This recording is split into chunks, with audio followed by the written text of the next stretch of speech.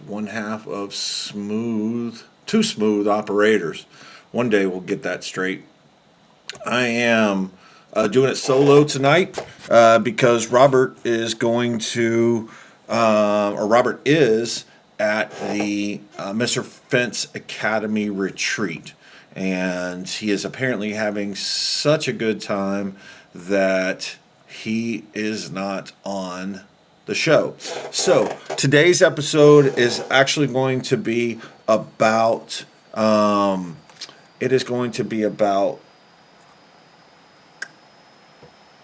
scheduled service contracts.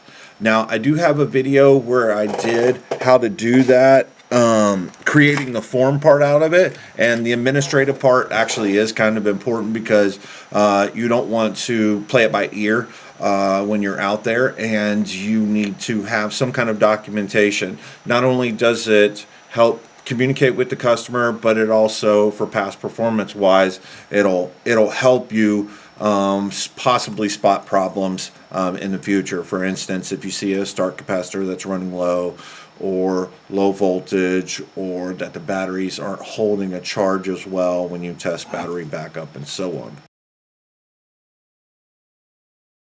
I'm going to post a link if anybody wants to jump on and see or ask questions. Apologize, I'm trying to see. It looks like it's actually frozen on Facebook, so I'm just making sure that everybody can see me. It doesn't look like it's frozen now.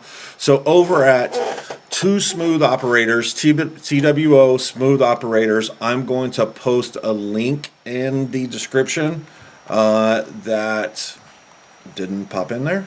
Let's go ahead, copy that invite link. It should be the first one on there because I don't see anybody watching yet, and it looks like I got somebody in the chat. And the chat was me posting that link. So, and it looks like Robert Evers is trying to get a hold of me, but I'm going anyway. So he knows how to get there. He can go to the link as well too. So, scheduled service programs.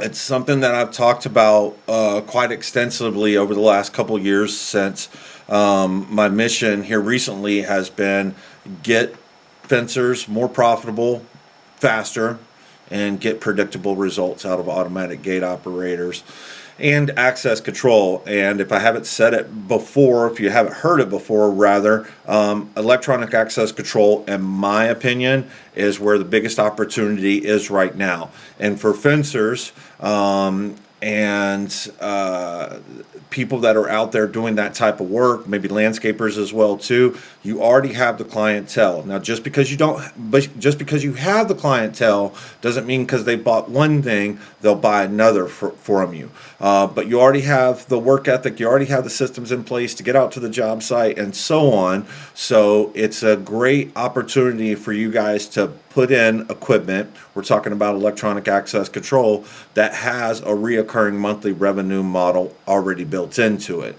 And that's what we're talking, that's one of the benefits of what we're talking about today, which is scheduled service. So conceptually, scheduled service, I'm gonna do a little housekeeping as well too. I just ran in here, I had a busy day at the house trying to get stuff ready for the next couple of weeks because we're going to be out of town and we're going to be teaching some classes at the Finch University. So I was running a little behind, which is why I'm doing a little housekeeping right here as we're talking. And before I forget, again, the link is in the Two Smooth Operators description of the stream, and you can jump on anytime that you want. And you can ask your question live or talk about it. You just need to enter in your email address, and that's just that simple. So the other thing is too, NAFCA still needs help for volunteers, and they still need materials donated for these this tragedy that happened in North Carolina, the storms and stuff. I think it's so interesting how centralized we get. Like, I can't even tell you when those storms happened, and we're talking about cities that was completely wiped out. So it's something that I'm going to try to do what I can to help those guys out by telling everybody about it. The link is down at the bottom. You can volunteer or donate. Reoccurring monthly revenue for the fence business, from what I understand, unless you're pumping out stain all the time, it's very, very hard to do. And as a matter of fact, there's no system that I can tell from the products that you guys are buying from your distributors and the manufacturers that have that built in. As a matter of fact, some of the stuff is, paint lasts 20 years or the welds last a lifetime, and having that already built into it, the reliability and the durability of the product stifles a little bit of the ability to call your customer up and say, hey, can I come by and adjust the hinges? Can I make sure your latches are still grabbing? Can I make sure your locks are still working? It's just not built into it. So automatic gates, because they're involved in perimeter security, which fencing is, it seems like a logical thing. And for the most part, the people that I know that actually build gates actually or do fencing, they actually build the gates as well too. So the next step in this evolution process is automatic gates, and with the margin and the ability that fencers already have, it's a win-win. So the scheduled service gives you a couple of benefits, but quickly let's talk about what the concept of scheduled service is.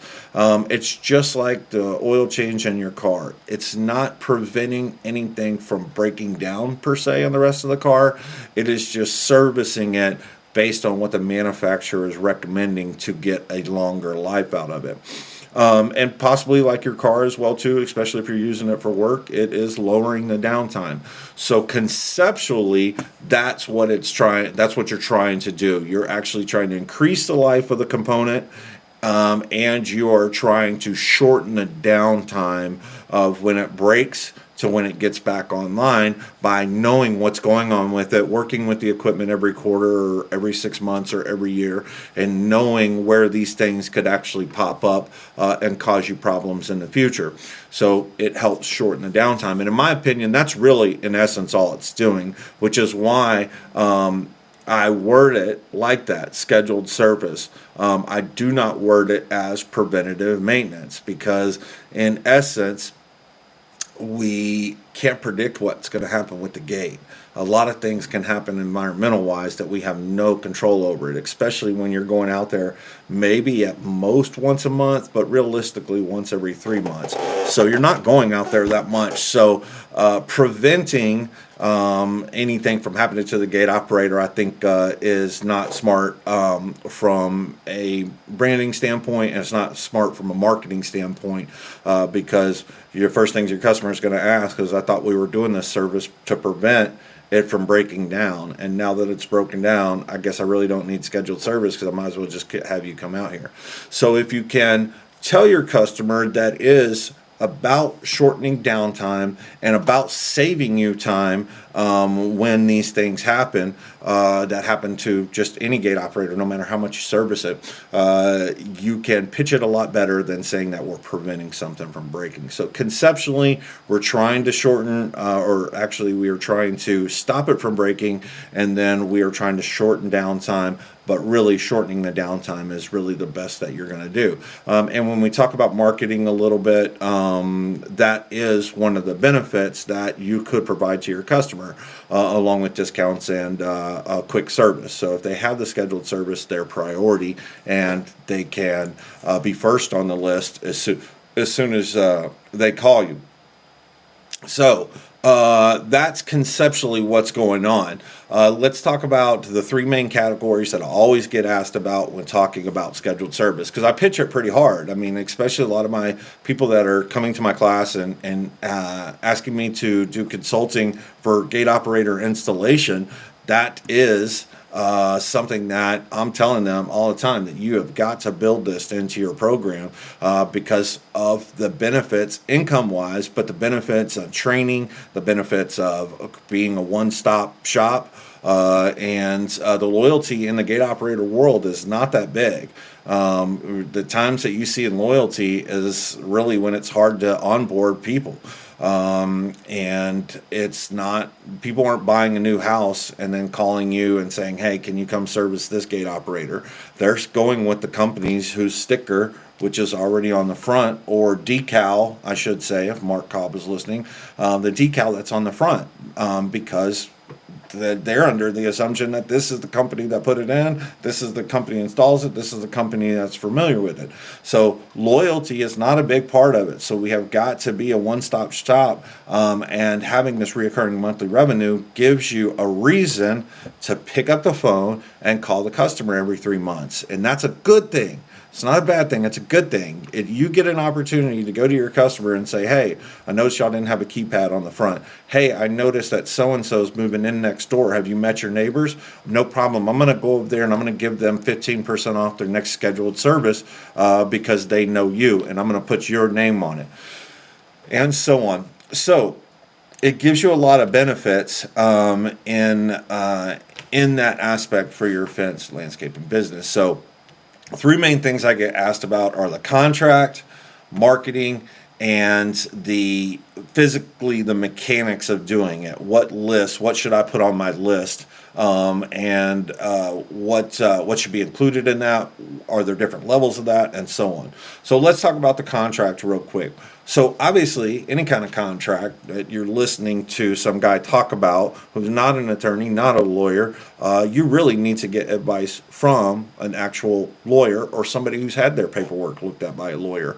There's no reason why you can't talk to your strategic partner and say, hey, man, can I use the language that you have in your contract? And not so much here in the Nevada market, but out in Texas and a couple other markets that I've been in, they work together with other fence companies and other gate companies and other access control companies to help all of y'all be stronger. I've sat in other companies' meetings that have talked about these types of things, and stole ideas from them and given them ideas. But I find that in very few markets. I was up in Minnesota and they were like, yeah, we don't talk to anybody because we don't talk to any of our competitors because if they lose a job, they'll call the authority having jurisdiction and they'll report you for anything. And the thing about when your competitor does that, it doesn't have to be true. They could just be doing it to screw with you. And that goes on to licensing and a whole bunch of other stuff, which I'm against. So contractually wise, you need to talk to an attorney. However, the liability is in essence not any higher for you doing scheduled service than you're actually doing the service on it. So you really don't have to put too much thought into it.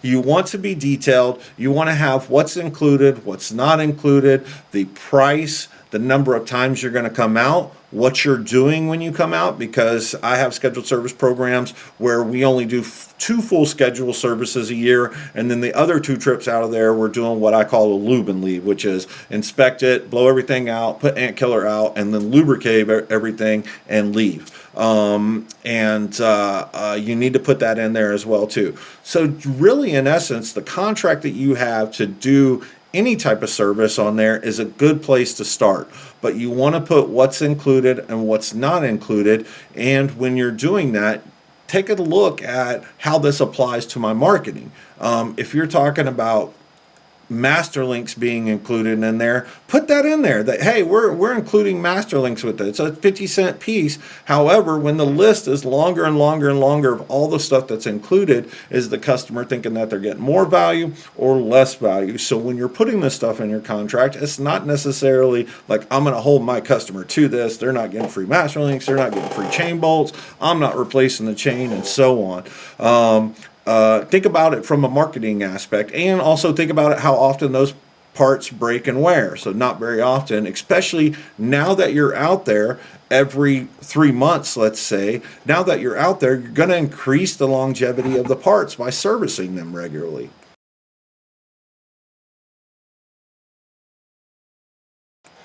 So use the contracts that you already have, and concepts that you are already using to do that. There's no really more liability, but you do want to make sure that your customer is aware of what's included and what's not included.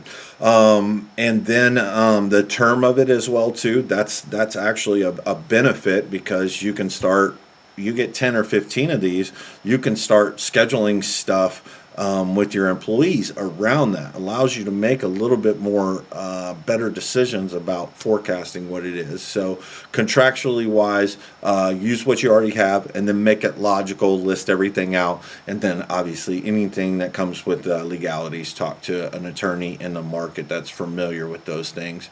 And you may already be able to take advantage of service contracts that you already have, from other things that you have around your house or business, and you can look at that and use that as a reference. I routinely say steal ideas, but when I'm saying steal ideas, using that as a core fundamental concept of what you want to do, like, this guy's actually doing it once a month, but coming out and servicing my air conditioner once a month, and he says every month we will come out there and do X. You don't have to word it. You don't have to steal those ideas. You don't have to word it word for word, but you can use that as a concept and a reference for what you're doing. So the contract's pretty easy. Just use what you got. Marketing wise, this is ultimately what the business is. You are a marketing business. That's it. No more, no less. The product that you're selling in automatic gates is just like the difference between a Best Buy, a Walmart, and Amazon. They're all selling the same damn TVs. So what makes that differentiation between you and those other companies that are in your market? Excuse me, that Mexican food from last night is giving me a little indigestion. So anyways, getting past that, the marketing part of it is what is the business. That is how you differentiate yourself from one company to another. And just think about selling cars. They're all selling the same car. However, when you go to one lot, it may be the Texas edition, and you go to another lot and it's the Supreme Texas edition, and so on. It's all the same vehicles with the same accessories on there, but they're using these sometimes brands, but some of these marketing techniques to differentiate themselves from other people. And I would imagine their service department's a big part of that. So marketing wise, we generally will talk about how do I sell it, what's the pricing, and also I have to reinforce with you guys that not every customer is going to buy this. So your salespeople that are out there selling it, which they should get a little piece of this too, the salespeople that are out there selling it need to understand that their closure rate's probably not going to be as high as the percentage of gate operators that they go on service calls and actually get the sale from. You're going to have a small percentage of people that are doing it, but there are cues that your customer is apt to buy an extended warranty or a scheduled service, which is another point in the marketing. We will extend the warranty on a product if they do routine scheduled service. It's a little bullet point just popped into my head. I didn't have it in my notes, but that's something that you can actually use as opposed to, let's say, a 7-year warranty on a gate operator. We might extend it all the way to the life of the gate operator, and non-transferable or transferable and so on. So just keep that in mind, just as a little side benefit. But the pricing of it is really reverse engineering it, just like you should in all the pricing that you do. So if you're out there making $200 a billable hour, you know that, for instance, my business, it takes $88.24 to get somebody out there on the road every hour. That's what my base cost is. So if I know that I have to make a certain margin off of that, then I just take what my cost is for that truck to be on the road and put that markup on it. And now my margin is fixed at what I'm comfortable with. And now you reverse engineer that. You say, okay, these are the costs to get somebody out there, and he's going to spend an hour and a half doing that. So now my cost is at 122 whatever, and I need to mark that up X, right? So that is not something I'm going to tell you what it has to be over the phone, but it's not common to have 100% markup in these things, but you have to do what makes sense for your company, and you already have that number. You already know what your markup has to be in order for you to make money. And if you don't, it's pretty simple. Either just make it up or actually reverse engineer the numbers. Just say, I want to make $200,000 this year. This is the amount of volume that it takes me to do it. This is what my cost of goods are. This is what my projected sales are. So this is what my margin has to be. So pricing, I would just reverse engineer it or just make it up and see if you make profit on it. You know where you need to be if you're already out there doing service for fencing and stuff like that. You know what it takes to get a truck out there. And then also on those, which we mentioned briefly, what extra benefits do they get? Do they get a quicker service? Do they get priority service? Do they get weekend, night service, and so on? Or do they get the lead tech that actually comes out there for service? Or do they get the guy that just started? You have that, and then you want to put what's included on this, and you can do this on a black and white sheet of paper that just has automatic gate scheduled service. The worst thing that you can do, not the worst thing, but one of the things that is very bad for you to think about is I'm going to put my company name real big on the top. Don't do that when you're doing these printed marketing materials. Just put what the product is and then just put your phone number at the bottom. You are not Nike. You are not Apple. When you drive past downtown Dallas or you drive past downtown Los Angeles and you see a big Apple on the side of the biggest building there, they paid hundreds of thousands of dollars, maybe millions of dollars for that, and that is part of their branding. In our business, small businesses, branding needs to be low cost or no cost. On top of that, it takes a long time for somebody to be able to go, oh, that's so-and-so fence company, right? So your logo, your coloring, your branding, all that comes into the branding, and you're a long ways away from making that happen. And as a matter of fact, there's only a few companies that I can think of. Maybe Mr. Fence is one of them, and even then, probably not, because it's so common that people are ripping that name off, that you don't have a brand that's just inherently recognizable by the logo, color, shape, and so on. So the last thing you want to do is put the name of the company on top. Just put what it is, hit the bullet points, what's included, what's not included, what terms you have, and pricing start out at X. And what the discounts are, the discounts for service in the future, the discounts if they have so many gate operators. So like an apartment complex, they'll have more gate operators. So I generally will do a price break at 4. It's technically at 5 gate operators, but if they have more than 4 gate operators, that's the way that my wording is, more than 4 gate operators, they'll get a price break because my setup and tear down is shortened. Or if they're all close together. If I've got complexes, and I do, that I got to go across the street to service 4 gate operators, I got to pull my stuff back up and move it. So in the marketing part of it, 1, don't get hung up on pricing, and 2, list everything that's there. Your brand, your company logo is not anything that anybody cares about. Maybe when you have a management company where you have 50 properties, it's a big deal, but for new customers,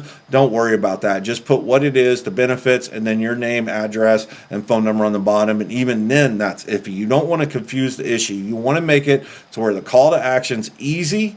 So if you have an address on there, an email address on there, all of that stuff is giving them more options, and you don't want more options. You want one call to action. Call me on my phone number. I'll come out and do it right now. If you put an email address on there, gets in your email, it's Friday, then it's Sunday, you start following up on all your stuff or getting caught up, and then by Monday morning, the shit hits the fan just like in any other gate operator or business. So don't confuse the issues with your call to action, and reverse engineer your pricing just to make sure that it's at the margin that you want. And the marketing part doesn't have to be complex. You can do social media posts and print material and go door to door and hand it out. I mean, it's just that simple. Now we've covered the contract, which is one of the three common things I get asked about. Very, very easy to do. What's included, what happens, act of God, those types of things. So use what you already have. To the marketing. Marketing, just like any other new product line, and even then it's hard to call it a product line because this is something that's already out there, so it's technically not a new product to the market. It's something that somebody should already be familiar with, having service done on their house or business. So the marketing part of it, reverse engineer your numbers, keep the marketing simple. Your company name is nothing to them. They don't need to know what company it is. So don't focus on that. Oh, I've got to have my logo. It's got to be full color. It's got to be glossy paper.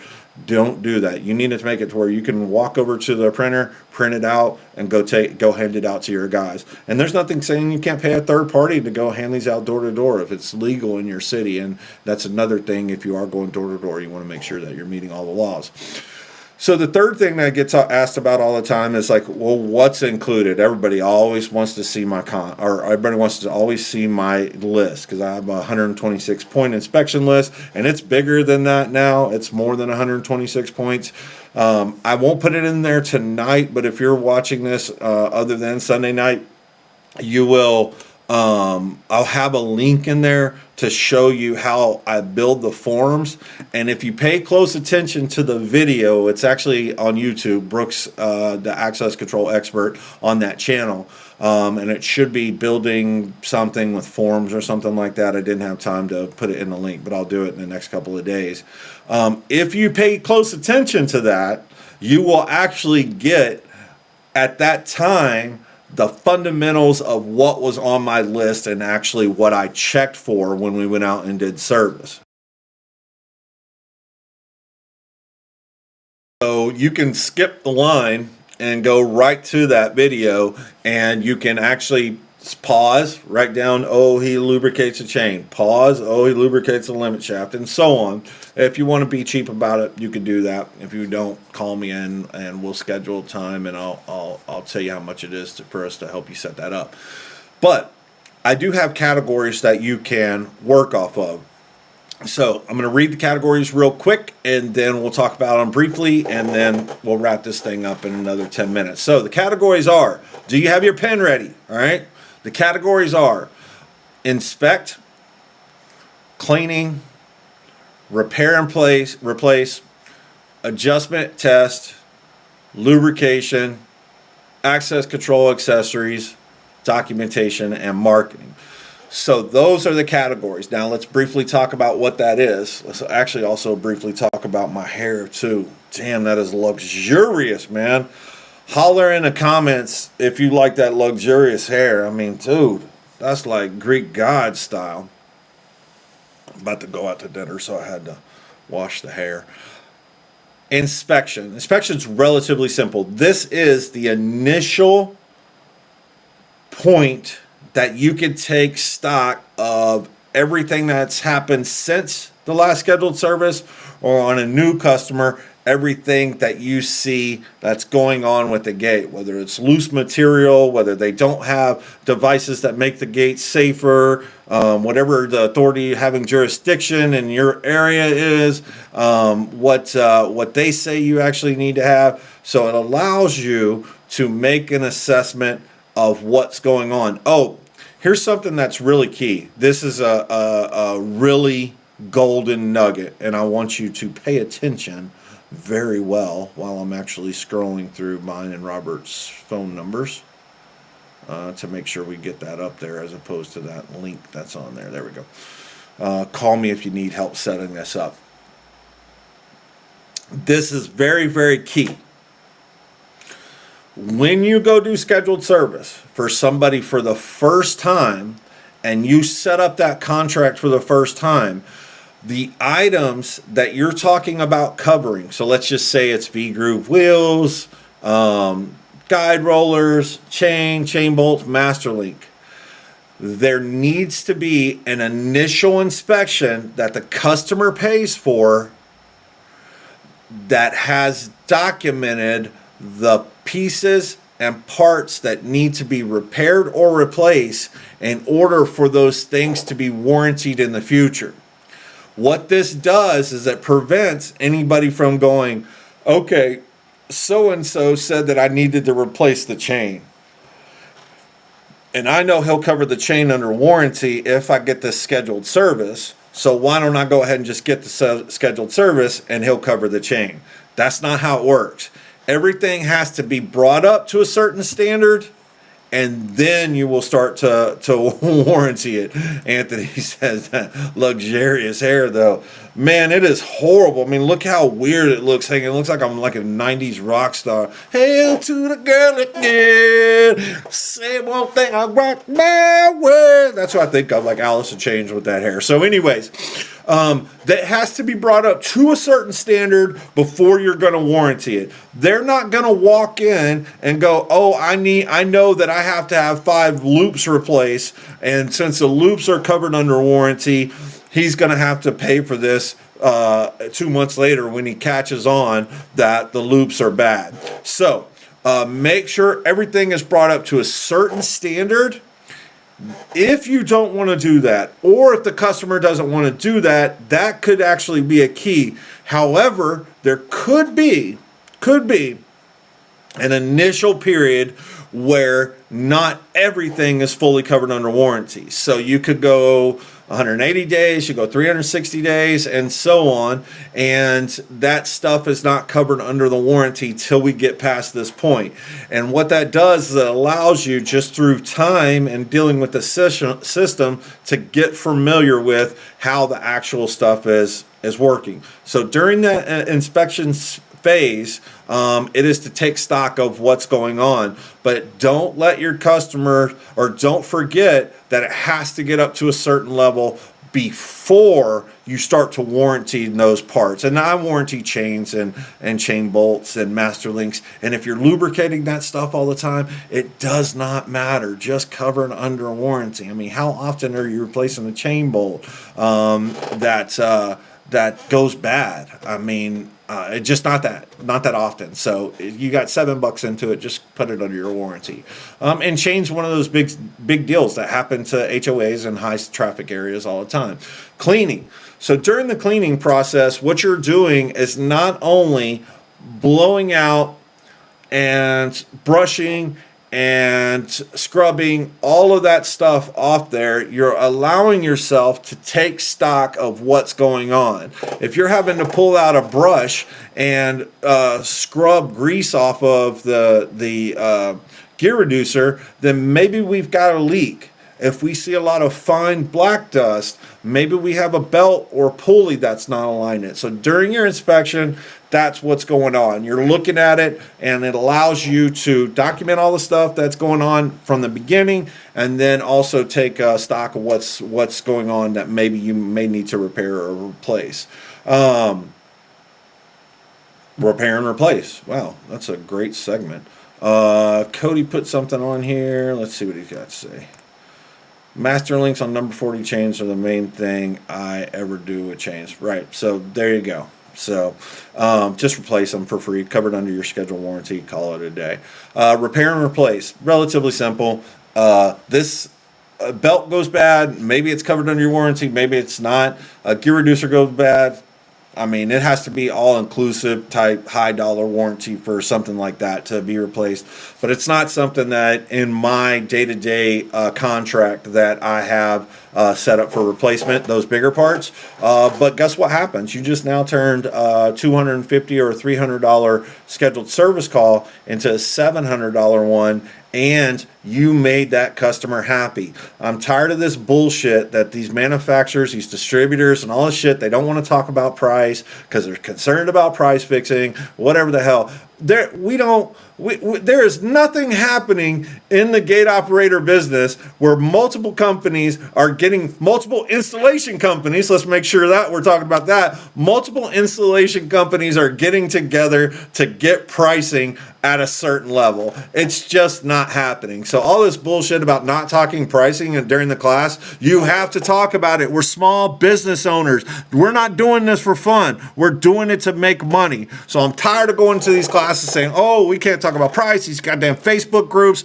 all this bullshit. No, this is about making money. So we have to talk about that. You get a bad gear reducer or a bad motor or something like that, you turn a $300 service call into a $500, $600, $700 service call, but guess what? You've made your goddamn customer happy. My customers that I dealt with regularly day to day, it was all about time. It was never about money. They can make $10,000 an hour, but what they can't do is come out there and fix the gate. So they'd rather just pay me the $1,000, fix the gate, and then take a $9,000 profit, right? That's just it. Right? Your customers, you should be focused on that day to day. And that's what this scheduled service program that you need to start will help you. It'll help your customers save time. And that's what this is all about. So repair and replace. That's it. Some of this stuff's not going to be covered under it. And they don't have to, they just can't not replace it. You know, if it's not working, it's not working. And what's to say that you don't do the scheduled service when there's a problem with the gate? And maybe you take a little bit off because you were already there. You're telling me your customer wouldn't like that? Adjust and test. Excuse me, I got amped up.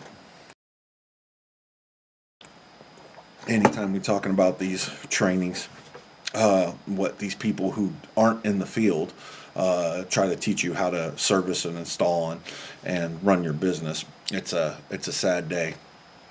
We need some of that, the technical, how this works, how that works from these other entities, but it's not hands-on in the field training. And our gate operators aren't getting repaired in the classroom, they're getting repaired in the field. So adjustment and test. This is where you're going to make sure the chain's tight, the pulleys are aligned, and all of that. And then you also want to test your reverse sensitivity.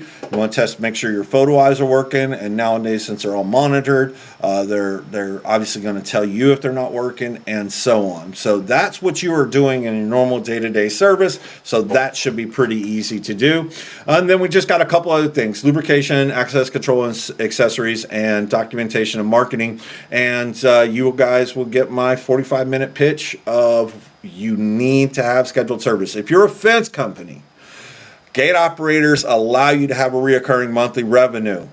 If you're a gate operator company, what scheduled service does is allows you to hire the lowest paid person that you can find that shows up on time for work, does what you tell them to do, and start off working on gate operators that are already working. Isn't that what we want? Isn't that why you send these guys to me to train them, so they can work on something that's already, so they could see how something works in a regular scenario? Not, oh, this, I know that the breaker on this apartment's weak, so let me just go ahead and fix that one spot that's bad. That's not how we train new guys. Well, that's how a lot of us train new guys, but that's not how we should train new guys. We should actually be doing it by getting them familiar with working on gate operators, getting the people who own the property around the end users, work around the property, getting them to work on gate operators, be around gate operators safely, not work on them. But all of that happens through time. You have to understand that, you know, you're putting your fingers and your hands in spots without turning off the gate operator and or turning off the battery backup and or disconnecting the primary secondary. That gate operator could still activate based on those things. And if you're not doing it, if you're not familiar being around it, some of this stuff you just can't, you can't learn every day. You can't learn it in 5 days in class. However, the fundamentals we can tell you, but sometimes you just forget about it, and you have to be working on gate operators around you all the time to be familiar with this stuff. So I'll jump off my high horse and get back to telling you about lubrication, access control accessories, and documentation. You want them to be working on gate operators that are already working, so it allows you the flexibility to do that. And guess what? They're already paid for because the scheduled service contract. So lubrication, relatively simple. Lubricate the chain, lubricate the limit assembly, fill up the gear reducers with oil, lubricate the wheels, guide rollers if necessary. And then access control and accessories. While you're there, just go over to the pedestrian gate and lubricate the hinges. Just go over to the pedestrian latches and lubricate them. Maybe in a residential situation, you want to let them know so they don't grab it and then their hands all greasy and then they wipe it on their expensive suit or whatever. But go over there and lubricate all that stuff. When you have access control equipment that's attached to it, fire department equipment, anything that's attached to it, lubricate the hinges, lubricate the locks, put ant killer out, blow everything out, so you have an assessment of the whole system. Because the first time that telephone entry has an issue and it holds that gate open, they're going to start questioning why they're doing scheduled service, even though the damn telephone entry is not part of what your scheduled service is. So by default, go ahead and make this part of your scheduled service. Takes 15, 20 minutes extra to do, and it's very, very simple. Lubricate, blow the stuff out, ant killer, and so on. And document as well too. If you see any rust or anything in the telephone entry, is water getting into it? This is maybe another thing. If you're doing the access control, this can also turn a $200 service call into a $700 or $800 service call. So throw the access control equipment into there. Test their remotes. Tell them, as marketing, tell them that you'll replace all the batteries in the remotes. Anytime that they get a new car, I have this in my scheduled service. Anytime that they get a new car, I will come and program the Lear Car to You, the HomeLink, or whatever system that they have in there for free. I'll just tell them, okay, they got a new car, no problem. I've got somebody that's right around the corner on Tuesday. Is Tuesday at 2 o'clock good for you?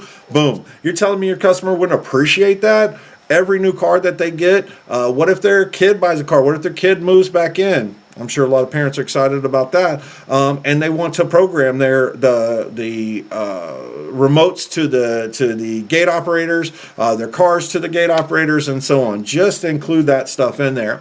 But again, from experience, what I've learned is take a drink of water. From experience, what I've learned is that anything, just for you fence guys, even you fence guys know this, that don't actually do the automation. Anytime something goes on wrong with the gate, they're going to call you and say, hey, the fence is not working, right? So what we're trying to do is lower those number of calls and what that call actually turns into. So just include that stuff. Anytime something happens with the telephone entry and keeps the gate operator open, it's, hey, the gate's not working. Well, the gate could be functioning just fine. You're telling it to stay open from the access control system. It's doing what it's supposed to be doing. However, the access control system has failed. So just include that in any way, because if you don't, they will start questioning whether they should be doing scheduled service or not, and it doesn't take that long, and it's just more money, right? So they will appreciate you including the pedestrian gates, you including the access control, various locks, the Knox locks, all that stuff that's tied into the building that may not be tied into the gate, or is tied into the gate, one or the other.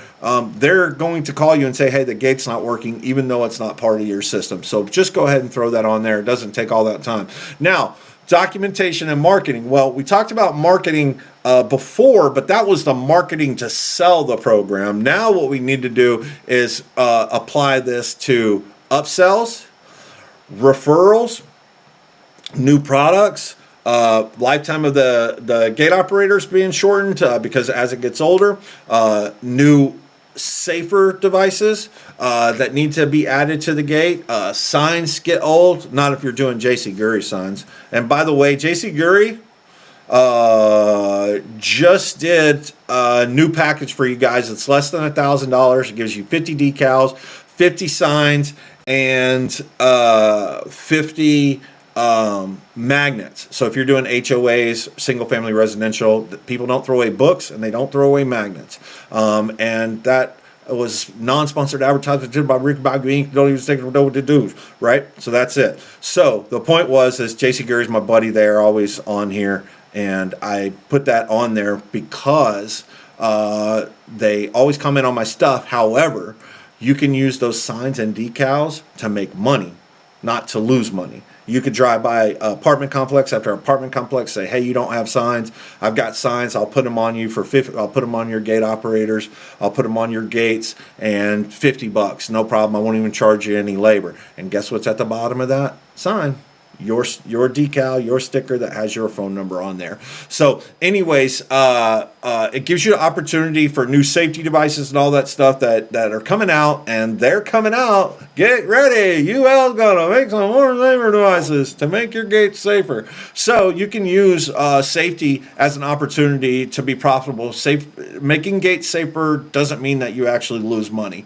And it also doesn't mean that there has to be any downtime. So you have to buy the right product and install it properly. A lot of times when I see people complain about, oh, these photo eyes suck, these photo eyes suck. Well, you've got a commercial gate that's 50 fucking feet wide, and you put a reflective photo eye that came with the gate operator. How about this? Let's spend $700 to do a saw cut across it, and then another $600 for the photo eyes. And guess what? It's a $1,500 sale as opposed to it costing you $300 every time you got to come out there and wipe off the photo eye because you think that that's what it is. So let's see. Oh, Mark Cobb is out here saying stuff. We have discount pricing for you this week. Okay, so they're working on it. And then this jackass. Any suggestions on how to get my nunchucks out of the chain sprocket? I was practicing near my gate operator and accidentally got close to the chain sprocket, and now they're stuck on it now. Hey, jackass, do I come on your podcast and talk shit? All right, so get the hell off of my podcast and don't ever share it again, because if your friends act like how you do, I don't want to be friends with them. So anyways, Brian's just giving me a hard time because I almost nunchucked his ass the other day. Let's see. I'm selling free pre-safety inspections when you buy a service plan. That's when we go through and write down all the concerns. If they don't want to pay for that, then we don't service the gate. Anthony, my man, California, baby. Going back to Cali. Everybody, if you can, block Brian T. Fredrickson on Facebook. Just don't follow him. Just get rid of it, because that's the kind of shit you got to deal with, getting fucking nunchucked or sword slashed fucking when you come into work every day. So anyways, use that last step in the process as a marketing opportunity. You're not offending your customer by doing it. You're not offending your customer by going, would you like to supersize that, right? If the customer gets offended by that, they've got other stuff going on in their life that they're trying to deal with, and it's not something that you should take accountability for pissing them off. Just keep asking until they say no, right? And then if your scheduled service is a benefit and not just some bullshit, I'm just going to come out there and lubricate the chain, they will eventually see the benefit in it. And make it transferable as well too. Just from a marketing standpoint, it's something that popped into my head. You can use it to get referrals, that last step to get referrals. So when I'm talking about marketing in this last step, I'm not talking about to sell it. These are all things after the fact that you've already sold it at. And there are plenty of techniques to make sure or make it show the value in that. But this is after the fact. If your customer has a keypad on the outside of the property, why don't they have a keypad on the inside of the property as well too? Why don't they have a keypad at the garage door? These things are great profit centers for you, and you're already there. So the cost to get the vehicle to the job site, which can be upwards of $100, if not more, if you're doing two guys, sounded creepy. If you have two guys out on the job site, it could cost more than that, right? But you already have that expense. So putting a keypad in for $100 is just $60 just sitting there for you, right? And your customer is going to love you for that. Oh, do you need any more remotes? There's $30 right there. You could actually turn these in to benefiting your customer tremendously, saving them time because they have additional keypad, additional remotes. Oh, I don't have to leave my remote out for my lawn guy anymore. I could put a temporary code in for him every week. Once he uses it, gets kicked out of the keypad, and so on and so on and so on. These are all things that you can make money off of, but are benefiting your customer, which if you're selling them something, it should benefit them. Now that's the marketing after the fact, and this is in the last step in my scheduled service process. And the other thing is documenting what you're doing. You want to catch stuff that you don't want to be held accountable for, and document that in advance. Hey, I told the customer that we might want to cut this branch back because it's rubbing on the gate. Well, now the branch is getting trapped in the gate, and it's a $300 service call on a Friday night to come get the gate closed. You want to make sure that you're documenting all that stuff so the customer is aware of that. Again, I mentioned this earlier, and I don't have it for you right now, but if you go to my YouTube channel, Brooks the Access Control Expert, there's only about 15 or 20 videos on there, long form videos, and you could find it. It's making Google Forms for your small business. And like I said, you can cheat. You can not pay me to do the consulting for your scheduled service program, and you could just pause the video and you can see what my scheduled service program is at one point in time, because I don't give that out. But you can actually go there. But create a form that says, hey, this is not done, and it shows up in red, and then email it to the customer. So in the documentation part, you want to try to help be predictable about what your customer is going to have happen on the property, but you also want to CYA, cover your ass, to make sure, oh, well, you never did tell me about that. Now I don't know that I want to do this scheduled service because now it's costing me more. And there are other caveats to do that. And Brian, if you're still watching, you can jump in with what your warranty is. There are other caveats to that. If the customer has a branch that you forgot to document, or it falls over on their thing and you're right around the corner, just go pull the goddamn branch off, reset the motor, check the safety sensors, safer sensors, and get the gate open and closed, man. Just call it a day. Don't beat these customers up, because then they start questioning whether they should have this scheduled service, right? We don't want them to do that, because once they cancel it, you're never getting that money back. They're going to justify every reason never to get it again. And on top of that, they could use it, even if they want it, they could use it as a reason not to call you. Because like, oh, he's fucking right, damn it. He told me I need it. Now my chain's broke. I spent $700. Seeing the camera vibrate? That's how passionate I am.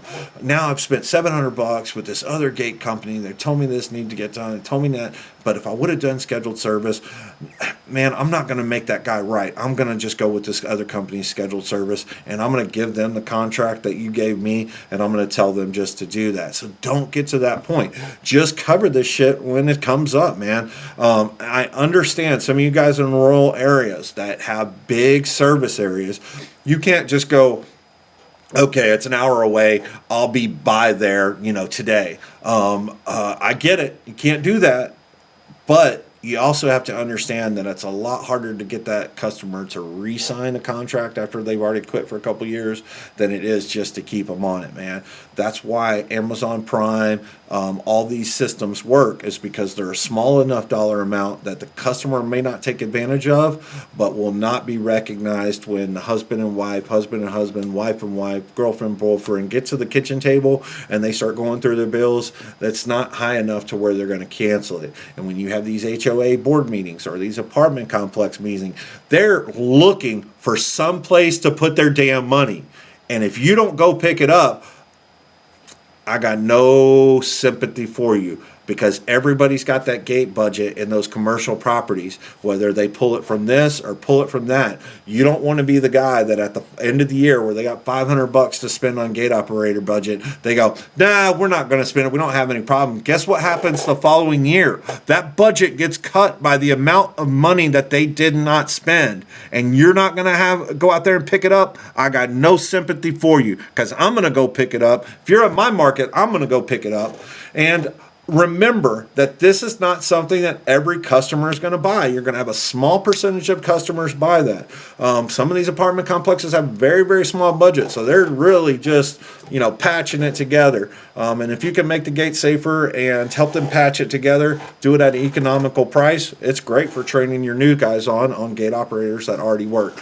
That is my sales pitch. I am freaking starving. I said it was going to be 45 minutes, did it in 53 minutes. If you need help getting your scheduled service program, I can help start you on the contractual part, the parts that need to be actually done. I can lead you in that direction. Call me. I'll help you. It's relatively inexpensive. However, like I said before, there is a video out there that you can go, Brooks Access Control Expert, and see what my contract looked like 4 or 5 years ago. Or excuse me, my checklist, not my contract. 4 or 5 years ago.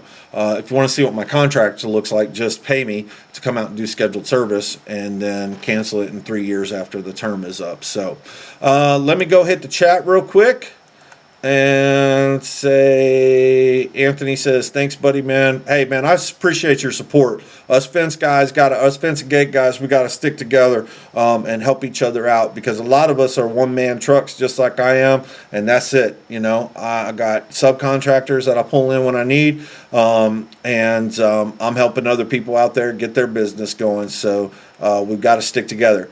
All right, no fancy music, because